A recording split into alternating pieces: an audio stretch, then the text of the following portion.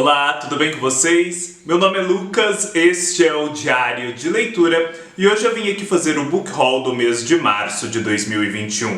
Comprando qualquer um dos livros aqui citados ou qualquer outro produto, desde que através dos links abaixo da Amazon, você ajuda o canal com uma pequena porcentagem da sua compra. Desde já eu agradeço a todos que têm colaborado. No mês de março eu recebi e comprei muita coisa interessante.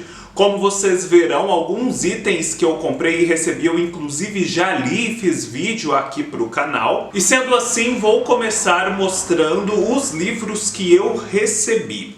Recebi dos meus amigos Edna e Almasta, 100 Anos de Solidão, do Gabriel Garcia Marques. Como vocês sabem, eu tenho feito muitos esforços ultimamente para incrementar a minha biblioteca de literatura latino-americana, que era muito escassa e ainda é hoje meio pequena.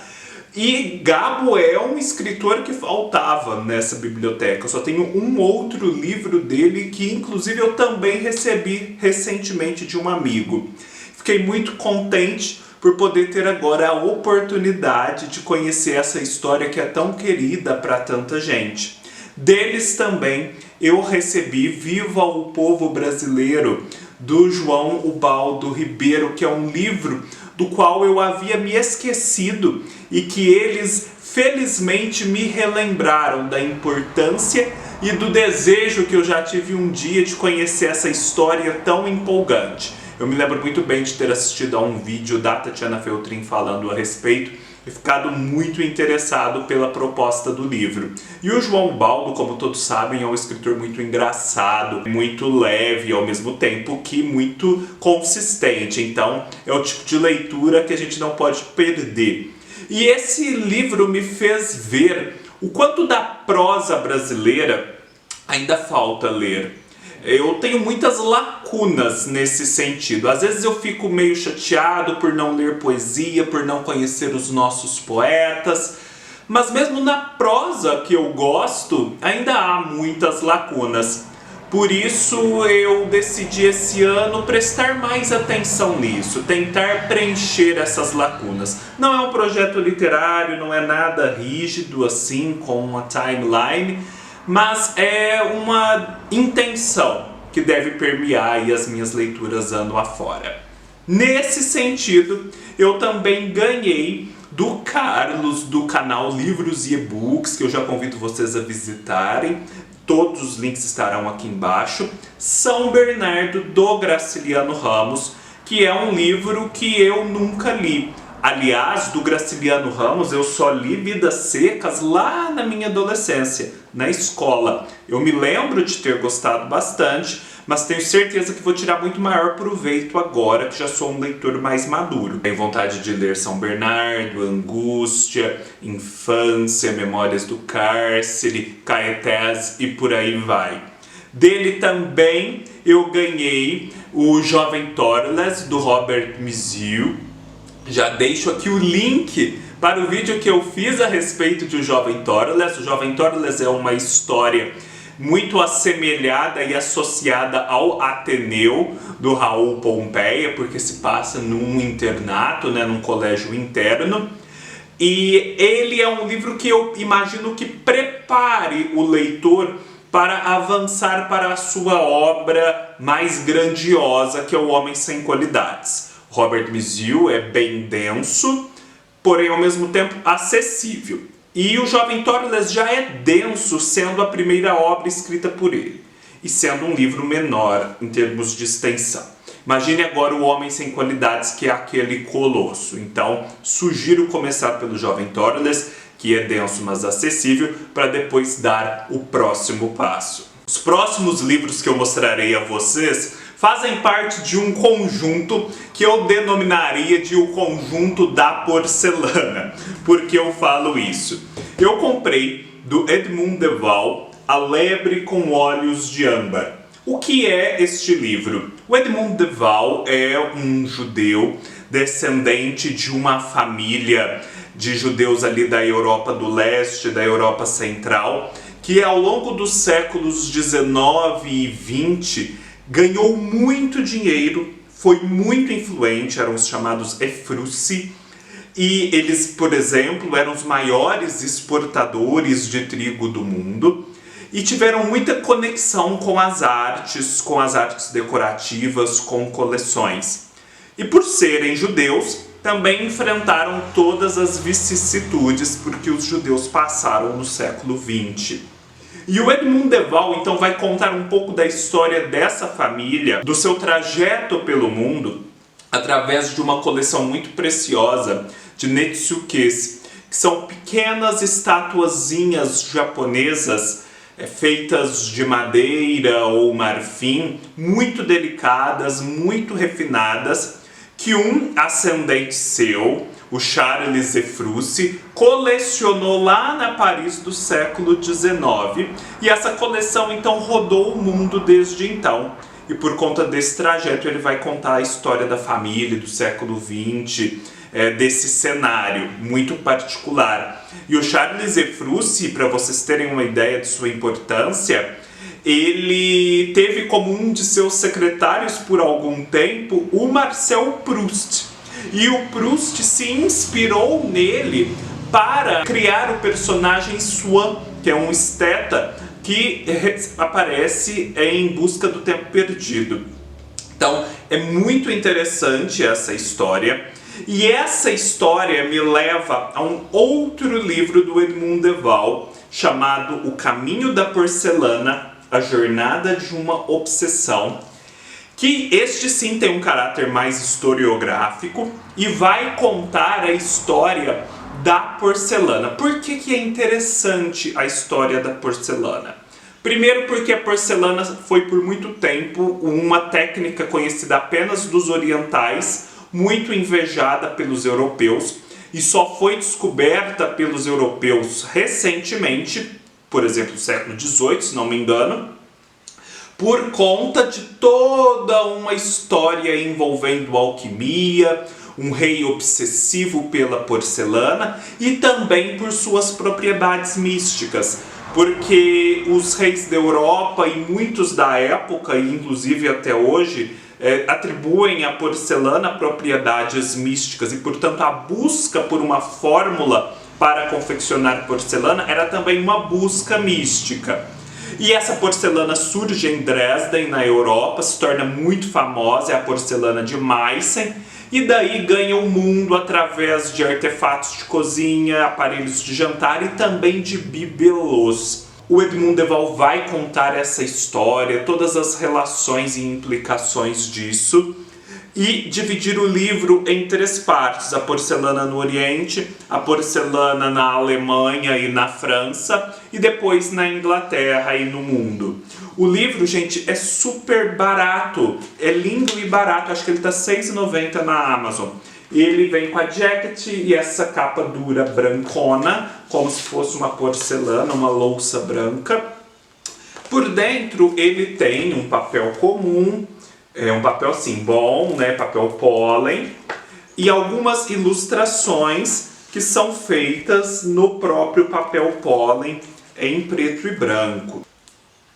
Portanto, não há ilustrações em papel filme. De todo modo, eu acho que vale muito a pena arriscar e tentar conhecer sobre esse tema tão instigante. Sobre esse tema tão instigante, na verdade, eu convido vocês primeiramente a assistirem ao meu vídeo que já foi feito a respeito de uma novela ou um pequeno romance intitulado Uts, de Bruce Chatwin, que é um livro de ficção que, assim como esses outros livros que eu venho mostrando, se passa ali na Europa Central, mais especificamente na Tchecoslováquia, e que vai contar a história de um colecionador judeu de porcelanas de Meissen, em Praga, primeiro sob a ocupação nazista e depois sob o jugo soviético, tentando a duras penas preservar a sua coleção tão preciosa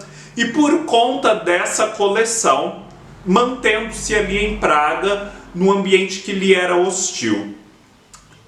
Esse livro vai contar um pouco da história da porcelana e também vai contar sobre suas propriedades místicas, Os alquimistas, os criadores da porcelana em Dresden. Vai falar sobre a lenda judaica do Golem, que é a criatura feita de barro que ganha vida nas mãos de um rabino famoso.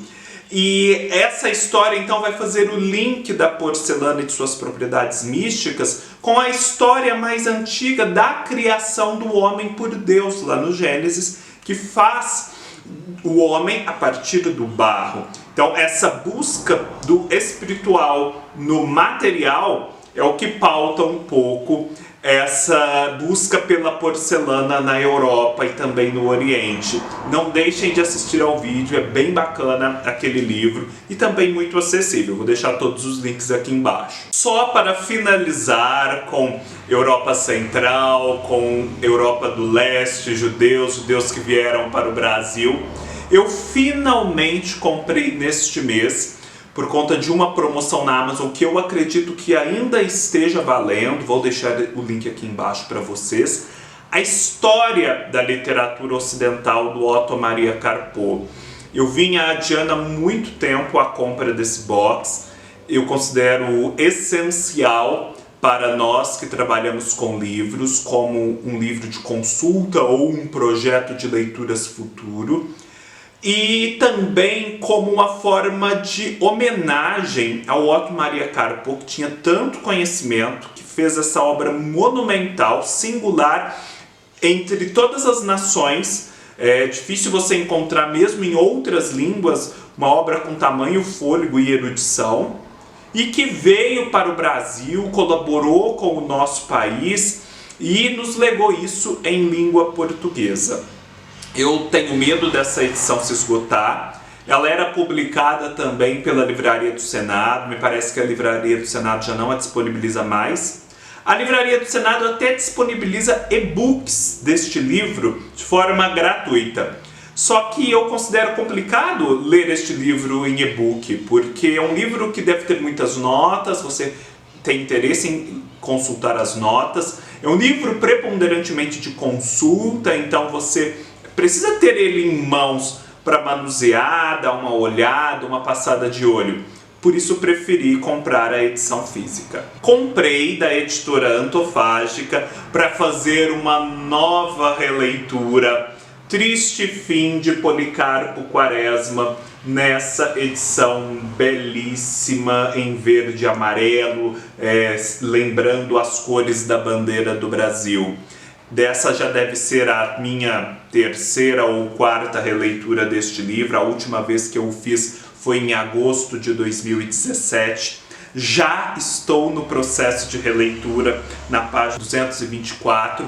E como se trata de um clássico, por mais que eu já conheça a história, estou descobrindo muitas coisas pela primeira vez.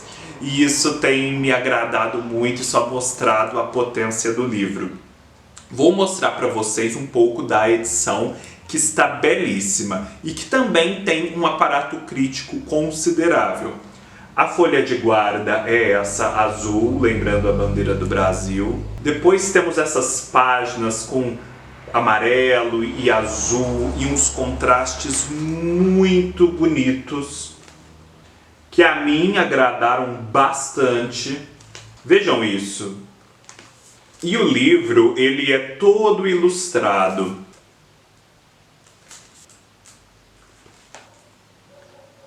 Ele tem notas de rodapé, notas de fim de livro, 2 textos escritos por críticos ao final, um outro texto escrito por um escritor brasileiro célebre, uma outra introdução e, enfim, bastante material em torno da narrativa principal, o que às vezes não acontece com todos os livros da Antofágica. Talvez seja uma tendência que eles estejam atendendo agora aos reclamos do público e fazendo não só edições belas, como também edições muito valiosas do ponto de vista do estudo do livro. Agora eu vou mostrar alguns livros da editora Carambaia.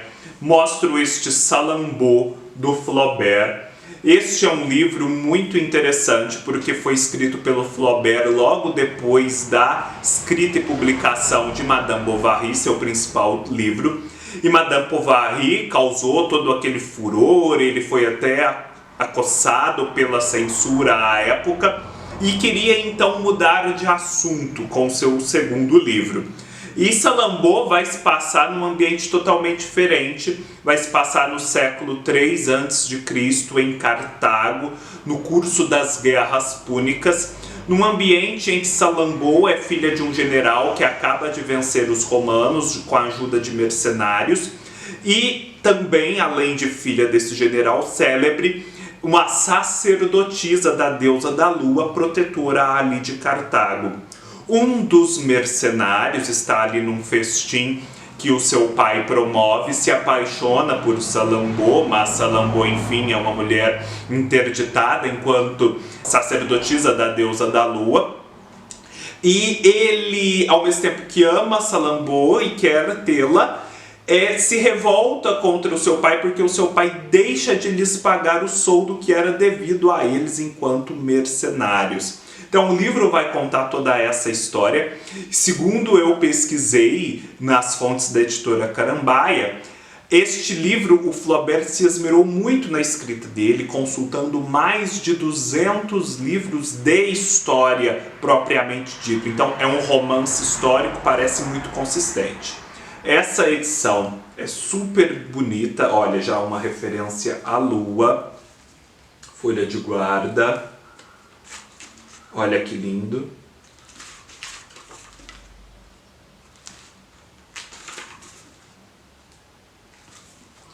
A letra, uma divisão de capítulos. Ela conta com um pós-fácil escrito pelo Samuel Titan Jr., que é um crítico do qual eu gosto bastante. E a tradução é da célebre Ivone Benedetti. Próximo livro eu comprei porque muitas pessoas que o leram me recomendaram fortemente. Era um título que, quando foi publicado pela Carambaia, eu nem prestei muita atenção, mas que agora estou super interessado por ler, que é Cada Um Morre por Si, do alemão Hans Fallada. O Hans Fallada é um escritor que, diferentemente de muitos escritores célebres da Alemanha, permaneceu no país durante a Segunda Guerra Mundial, mesmo não sendo um colaborador do nazismo. E ele era um homem que padecia de muitos vícios, tinha diversos problemas pessoais, e ao fim da guerra, ele, movido por um amigo, decidiu escrever uma história que homenageasse um casal real que, durante o nazismo, decidira, após a morte do filho, no auge do nazismo, quando o nazismo subjugava a França, mas eles perdiam o filho, fazer atos subversivos muito singelos, que eram espalhar cartões postais pela cidade com mensagens contrárias ao nazismo. E eles faziam isso, não eram descobertos, a Gestapo ficou enlouquecida atrás deles. E o livro então vai contar toda essa saga da Gestapo em busca de descobrir quem fazia, quem distribuía aqueles cartões postais. O interessante é que o Hans Fallada já não estava muito bem à época da escrita deste livro, havia um senso de urgência nisso, e ele escreveu este livro já às portas da morte, este calhamaço que vocês estão vendo aqui, em 24 dias. E eu comecei a ler o livro, já fui capturado logo no início pelos primeiros parágrafos, pela força da prosa, pela sua beleza e exatidão, e assim, impossível você não ficar boquiaberto por saber que algo tão bom foi escrito em 24 dias. Não deixa de ser uma homenagem a esse grande esforço artístico ler este livro. Este livro também é publicado no Brasil pela editora Estação Liberdade, com o título de Morrer Sozinho em Berlim. Provavelmente foi publicado quando surgiu um filme com o mesmo título. Eu imagino que a tradução da editora Estação Liberdade seja boa, eles são sempre muito cuidadosos, só que vocês verão, vou deixar o link aqui embaixo, a capa é tão feia que dá até um desânimo de ler o livro. Vou mostrar para vocês a edição da Carambaia. Este tijolinho preto. Não é um livro de bolsa, é um livro com uma extensão, com um tamanho razoável.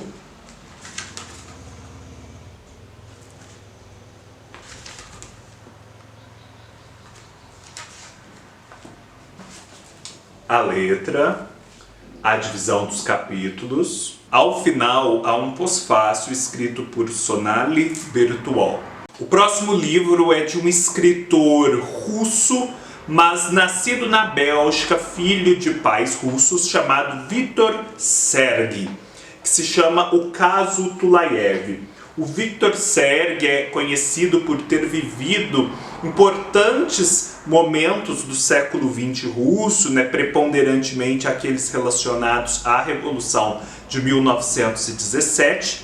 E esse livro vai ser uma denúncia, um retrato, uma incursão pelo ambiente de paranoia que permeou os expurgos levados a cabo por Stalin nos anos 30, que foi aquela matança generalizada de opositores ou supostos opositores políticos.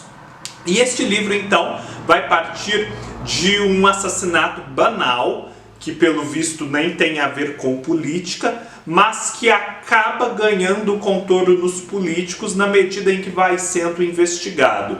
E essa investigação vai espiralando em paranoia. Então, mais do que uma investigação policial, este livro vai retratar uma trama política se desenvolvendo. A edição é super bonitona também, ela tem um brilho nesses elementos de preto, ela emula a arte soviética, o realismo soviético. Aqui a folha de guarda, por dentro, a letra e a divisão dos capítulos.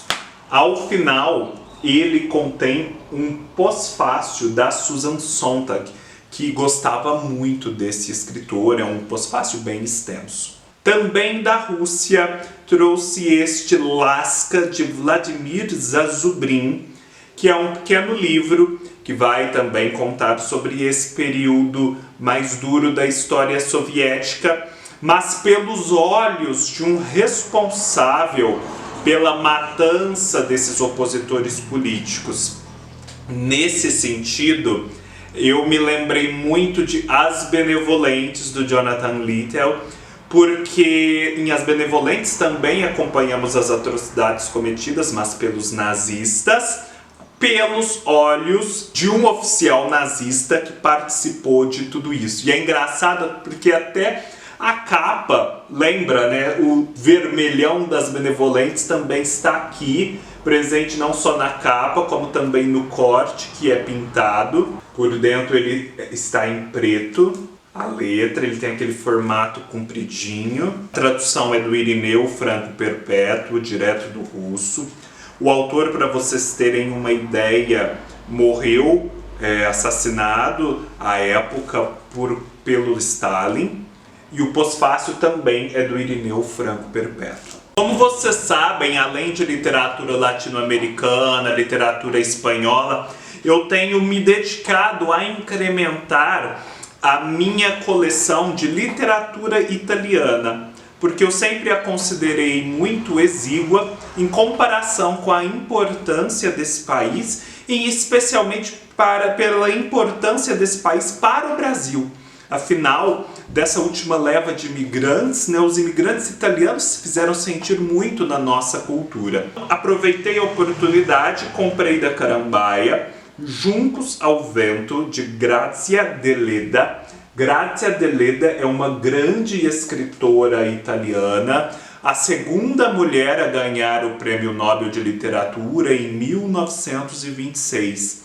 Ela escreveu bastante, muitos romances, muitos contos, entre outros escritos de diversos gêneros, e ela retrata muito das suas histórias na Sardenha, que era a sua terra, uma daquelas ilhas que ficam ao lado da Itália peninsular, digamos assim. Isso muito me interessa porque eu já li um livro que se passa na Sicília, que é outra ilha dessas, que é o Leopardo, do Lampedusa, e amei aquele livro. Há um vídeo aqui no canal, tenho muita vontade inclusive de reler. E este livro vai contar a história de 3 irmãs que eram muito ricas, mas que estão agora numa fase decadente e que, por conta da chegada de um sobrinho misterioso, têm esperanças de se restabelecerem. E a partir então desse microcosmo, nos é dito, a Grazia Deledda vai falar universal, não só do local, mas também do local, da cultura da Sardenha, da sua paisagem.